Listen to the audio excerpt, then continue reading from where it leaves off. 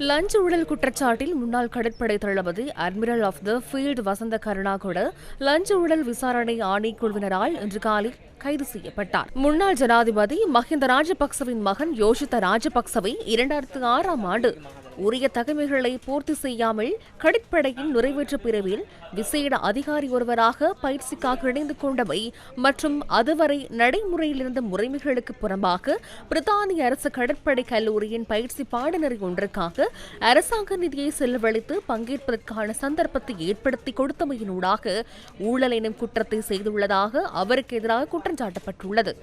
சந்தேக நபர் கொழும்பு பிரதான நீதிவான் நீதிமன்றத்தில் லஞ்ச ஊழல் ஆணைக்குழுவின் பிரதி பணிப்பாளர் நாயகம் ரோவினி விக்ரமசிங்கவினால் முன்னிலைப்படுத்தப்பட்டார். கடற்படையின் நிறைவேற்று பிரிவுக்கு விண்ணப்பிக்க போது பூர்த்தி செய்திருக்க வேண்டிய தகைமைகள் சந்தேக நபரான யோஷித்த ராஜபக்சவை இணைத்துக் கொள்ளும் தேவைக்காக மாற்றியமைக்கப்பட்டுள்ளதாக பிரதி பணிப்பாளர் நாயகம் இதன்போது மன்றுக்கு அறிவித்தார். சந்தேக நபரை தகுதியான பிணையில் சந்தேக நபரை விடுவிக்குமாறு அவர் சார்பில் மன்றில் முன்னிலையான ஜனாதிபதி சட்டத்தரணி ஷவேந்திர பெர்னாண்டோ கோரிக்கை விடுத்தார். விடயங்களை ஆராய்ந்த நீதிவான் சந்தேக நபரை பிணையில் விடுவிக்குமாறு உத்தரவிட்டார். வழக்கு மீண்டும் எதிர்வரும் ஆகஸ்ட் மாதம் 4ஆம் தேதி விசாரணைக்கு எடுத்துக் கொள்ளப்பட உள்ளது.